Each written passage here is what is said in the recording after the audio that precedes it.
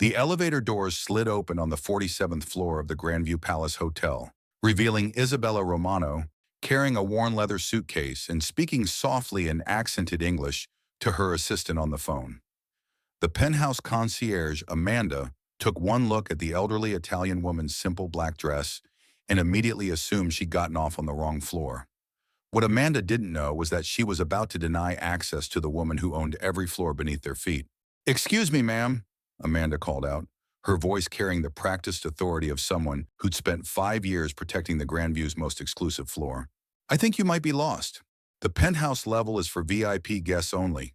Isabella Romano ended her phone call and turned toward the young concierge with a gentle smile.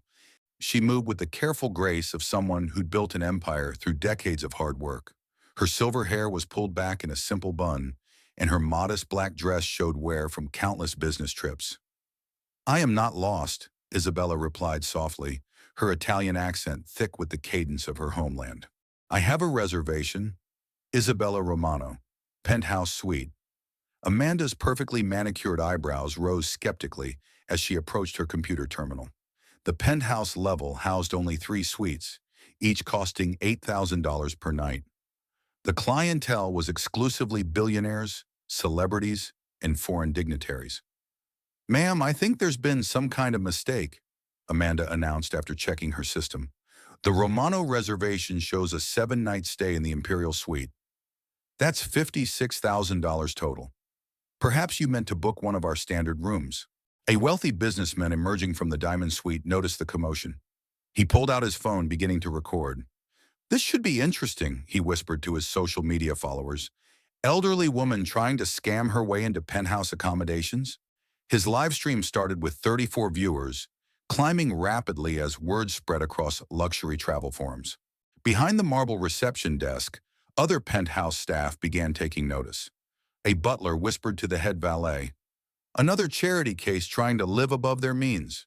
The floor manager, observing from his office, made a mental note to enhance security protocols. Isabella reached into her simple black handbag, retrieving her confirmation papers and a platinum American Express card that caught the crystal chandelier light. The card was so exclusive that most concierges had never seen one in person. "Ma'am," Amanda said with growing confidence, "I'm going to need multiple forms of identification. Penthouse reservations require enhanced verification to prevent fraud." This was a lie. No such policy existed for confirmed reservations. But Amanda had developed a system for filtering out guests who didn't belong among the ultra-wealthy. A young influencer waiting for the elevator began filming with her phone. "OMG guys, drama on the penthouse level," she whispered to her 12,000 followers. "This old lady is trying to use a fake reservation. Security is about to escort her out." Her livestream viewer count climbed 67,134, 298 people watching the unfolding confrontation. Isabella's phone buzzed with a text from her granddaughter, Sophia. "Nonna, how's your surprise inspection at the hotel? The board is excited to hear your thoughts on the new penthouse renovations." Surprise inspection? The words would have changed everything if Amanda had been paying attention instead of performing for her growing audience. "Ma'am, I'm sorry, but I'll need to call security," Amanda announced loudly enough for the other penthouse guests to hear. "We can't allow unauthorized individuals on this floor." The businessman's recording had reached 423 viewers as he provided live commentary. "Hotel security maintaining standards. This woman clearly doesn't understand the caliber of establishment she's trying to access." Isabella studied the penthouse lobby she'd personally designed 3 decades ago. The imported Carrara marble had been selected during her first trip back to Italy after the hotel's success. The hand-blown Venetian glass fixtures were commissioned from artisans in her hometown. Every detail reflected her vision of creating the ultimate luxury experience. The irony wasn't lost on her. Her own staff was treating her exactly the way she'd been treated 40 years ago, when she'd first arrived in America with nothing but architectural dreams and determination. "Perhaps you could verify my credit card before calling security," Isabella suggested with patient dignity. Amanda made a show of calling the credit card company while the growing audience of guests and staff watched. The verification took 3 minutes, during which she provided running commentary about sophisticated fraud attempts and people who don't understand their place. The credit card company confirmed the account was legitimate with no spending limits. Amanda's confidence began to waver. "While your payment method appears valid," Amanda announced, "I still have concerns about the legitimacy of this reservation. People who can afford penthouse accommodations usually travel with different arrangements." The statement was carefully worded, but brutally clear. Amanda was judging Isabella's worthiness based entirely on her appearance and accent. The influencer's livestream had exploded to 567 viewers. Comments flooded in faster than she could read. "Why is this taking so long? Just call security already." Some people have no shame, but buried among the harsh comments were different voices. "Something's not right here. She seems too calm for someone caught in fraud. Why would she use a real credit card if she was scamming?" Isabella's phone rang. The caller ID showed Romano Hotel Group, Corporate Executive Office. She answered with quiet dignity, putting the call on speaker so Amanda could hear clearly. "Mrs. Romano, this is Patricia from your executive office," came the crisp voice of her longtime assistant. "I'm calling to confirm your arrival at the Grandview Penthouse. The renovation team has prepared the portfolio you requested for tomorrow's board presentation." The words hit the gathered crowd like electricity. Amanda's face went white as understanding began to dawn. "Yes, Patricia," Isabella replied calmly. "I'm here at the penthouse level. The guest services have been instructive." "Wonderful, Mrs. Romano. Should I arrange for the general manager to provide your customary welcome briefing?" "That won't be necessary," Isabella said, her eyes never leaving Amanda's panicked face. "I'm receiving the complete penthouse experience already." She ended the call and looked at the stunned concierge. "Now, about my suite key?" Amanda's hands shook as she processed the implications. Romano Hotel Group owned 47 luxury properties across Europe and North America. The founder's photograph hung in every corporate office and employee training room. "Ma'am," Amanda whispered, her voice cracking, "are you Isabella Romano?" The founder. The live stream audiences exploded across multiple platforms. The businessman's viewer count hit 789 as word spread through business networking sites. Comments went absolutely insane. "This is the hotel chain owner. That concierge just discriminated against her own boss. This is going to be legendary." Isabella's response was gentle but devastating. "I founded this company with my late husband 40 years ago. We built these hotels with our hands, our hearts, and our belief that luxury should make everyone feel valued." The silence that followed was deafening. Every person who'd been recording suddenly realized they documented their own discrimination against one of the most powerful women in the hospitality industry. The businessman frantically tried to delete his live stream, but screenshots and recordings had already been captured and shared thousands of times across platforms. Heavy footsteps echoed across the marble floor as James Patterson, the hotel's general manager, appeared with obvious panic. Behind him came the assistant general manager and the director of guest relations. "Mrs. Romano," Patterson called out, slightly out of breath. "I am so deeply sorry I wasn't here to greet you personally. I was reviewing the quarterly performance metrics you requested." The sight of the entire hotel leadership team rushing to serve Isabella left no doubt about her identity. The penthouse lobby fell silent except for the soft chiming of elevator bells.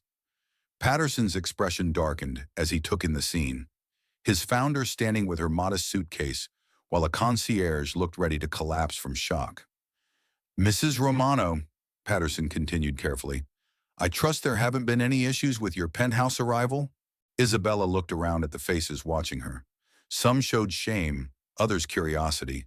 A few displayed genuine respect for the first time since she'd arrived. "James, I've had a very educational experience with your penthouse staff. I think we need to discuss training protocols regarding guest assessment and assumption management." Patterson's face went ashen as the implications hit him. This wasn't just customer service failure, it was discrimination involving the company founder, witnessed by dozens and live-streamed to hundreds. Amanda stepped forward, her voice shaking. "Mrs. Romano, I want to personally apologize. There's no excuse for how I treated you. I was completely wrong." Isabella studied the young woman who had humiliated her. "Amanda, isn't it? How long have you worked for my company?" 5 years, ma'am. I've been proud to work at the penthouse level my entire career here. And yet you assumed I was trying to defraud my way into my own hotel?" Isabella observed without anger. Tell me, what do you think I look like when my husband and I started this company with nothing but architectural drawings and borrowed money? Amanda couldn't answer because the answer was obvious. Isabella had looked exactly like she looked now, minus 30 years. The influencer, who had been so confident in her commentary, quietly ended her live stream, no longer wanting to be associated with discriminating against a billionaire hotel empire founder. Isabella's phone buzzed with an incoming call. The caller ID showed Romano Hotel Group Crisis Management Team. Mrs. Romano, this is David Kim from Corporate Communications, came the urgent voice through the speaker. We're monitoring social media activity related to an incident at the Grandview Penthouse. Do you need immediate assistance? David, I'm handling the situation personally, Isabella replied, but prepare a comprehensive statement about our company's commitment to dignity and inclusion for all guests. Patterson stepped closer. Mrs. Romano, how would you like us to address this situation? Isabella considered carefully. Her decision would echo through company culture and social media for months to come. Amanda, you're suspended immediately pending investigation. You'll spend the next 30 days working with our Immigrant Services Foundation, helping new Americans navigate housing and hospitality challenges. You need to understand that dignity transcends appearances. The punishment was merciful, yet meaningful. Amanda nodded gratefully, understanding that many employers would have simply terminated her. Additionally, James, I want comprehensive bias awareness training implemented across all properties within 45 days, and a new policy clearly stating that guest worthiness is never determined by clothing, accents, or assumptions about background. Patterson nodded enthusiastically. Consider it done, ma'am. We'll make this a company-wide priority. Isabella turned to address the remaining onlookers, many still recording with their phones. Ladies and gentlemen, you've witnessed something crucial today. Assumptions about wealth, class, and belonging can blind us to someone's true worth and destroy the very values that built this industry. She paused, letting her words carry across the marble penthouse lobby.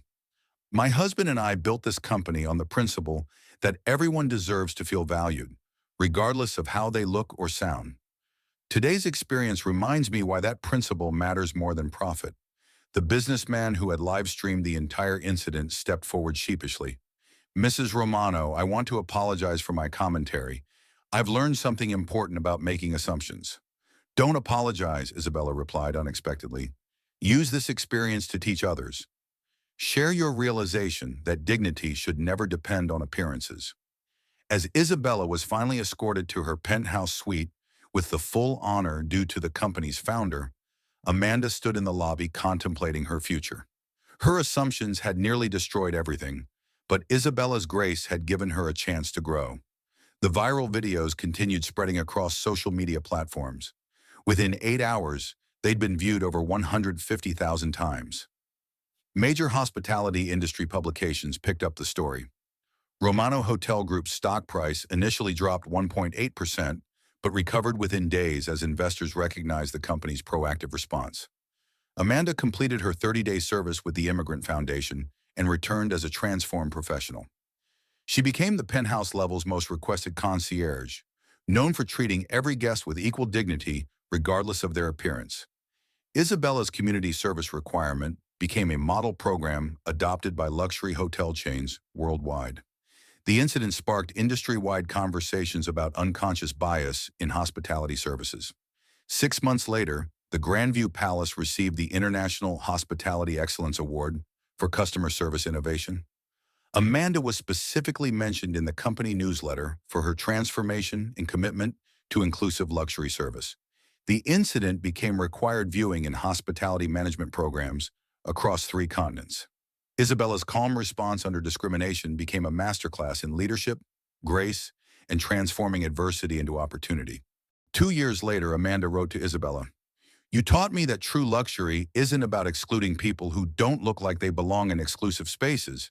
It's about making everyone feel valued and welcome."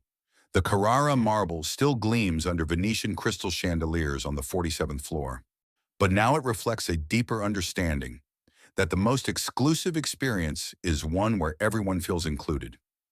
Isabella Romano's simple black dress and worn suitcase had revealed the character of her employees while teaching them that genuine luxury comes from treating every person with dignity and respect. The penthouse elevator continues to open for guests of all backgrounds, because everyone learned that true wealth is measured not by what you wear, but by how you treat others. Thanks for watching. If this story moved you, subscribe for more inspiring tales of dignity, grace, and the transformative power of treating everyone with respect, because the person you judge today might be the one who shapes your tomorrow.